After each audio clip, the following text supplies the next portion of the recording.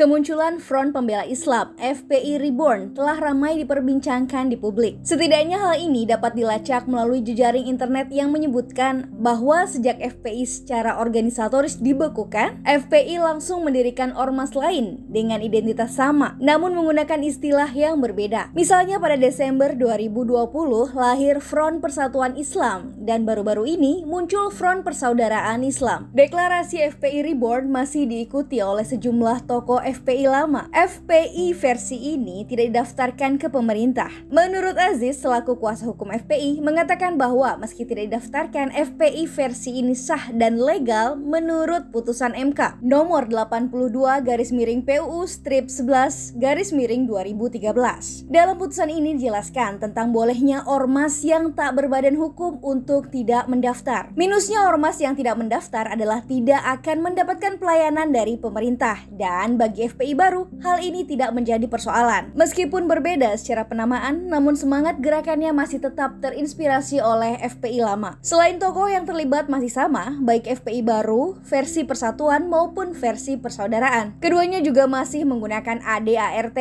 FPI lama. Artinya, nafas perjuangan ke depannya bersumber dari ADART tersebut. Perjuangan FPI yang selama ini dikenal dengan amar ma'ruf nahi mungkar tetap dipertahankan dan menjadi spirit gerakan keormasan. Hanya saja ada penyesuaian dalam metode gerakannya. Munculnya FPI versi persaudaraan dapat menjadi contoh dalam penyesuaian arah gerak FPI Reborn ini. FPI versi persaudaraan telah memiliki 10 DPW di Indonesia. Pola gerakannya juga telah disesuaikan dengan kondisi sosial politik yang terjadi di Indonesia maupun global. Sebelumnya FPI dikenal dengan gerakan amar ma'rufnya dalam bentuk aksi sweeping mengubah perjuangannya ke arah kemanusiaan dan hak asasi manusia. Penyesuaian gerakan ini terjadi dipengaruhi oleh landscape politik nasional maupun global. Isu tentang Palestina, Muslim Uighur di Cina, dan Muslim di Rohingya menarik massa FPI untuk terjun ke jalanan, mengadakan aksi solidaritas dan menggalang bantuan untuk mereka. Gerakan ini merupakan bagian dari solidaritas yang diikat melalui jalur keimanan. Bagi masyarakat yang sering di-sweeping atas nama moralitas, tentu akan senang mendengar perubahan tersebut. Mereka tidak lagi takut dengan polisi moral dari FPI yang terkesan merusak aset warga. Membuka warung ketika bulan Ramadan misalnya, tidak di-sweeping lagi karena itu bukan lagi menjadi orientasi gerakannya. Hanya saja ini hanya pernyataan awal ketika FPI Reborn ini dideklarasikan. Untuk fakta kedepannya nanti bisa dilihat apakah memang ada perubahan atau tidak. Namun yang menjadi pertanyaan adalah di manakah letak persamaannya jika memang FPI baru ini masih memiliki ruh FPI lama? Pertanyaan ini dapat dilihat dari pernyataan para pimpinan bahwa FPI Reborn masih menggunakan ADART yang lama. Dalam ADART pasal 6 dijelaskan bahwa visi dan misi FPI adalah menerapkan syariat Islam secara kafah di bawah naungan khilafah Islamiyah menurut manhaj nubuwah melalui pelaksanaan dakwah, penegakan hizbah, dan pengamalan jihad. Dari pasal 6 tersebut,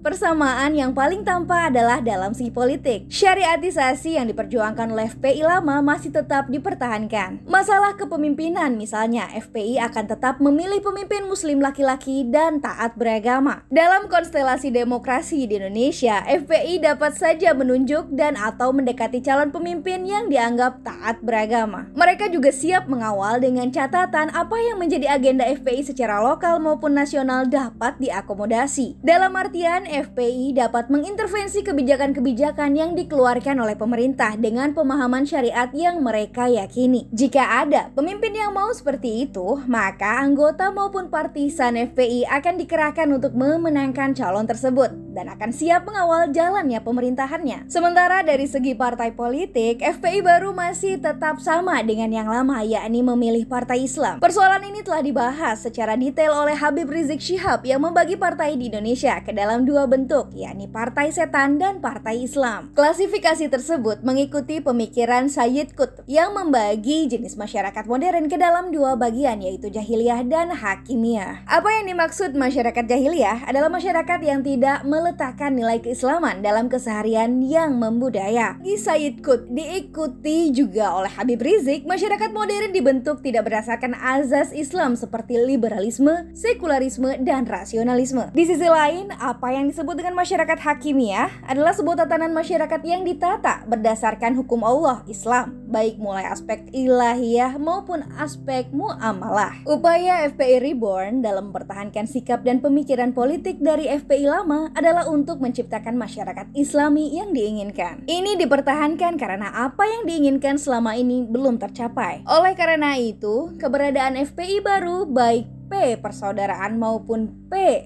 persatuan sama-sama berupaya untuk mewujudkan apa yang selama ini diperjuangkan oleh FPI lama, yaitu mensyariahkan NKRI.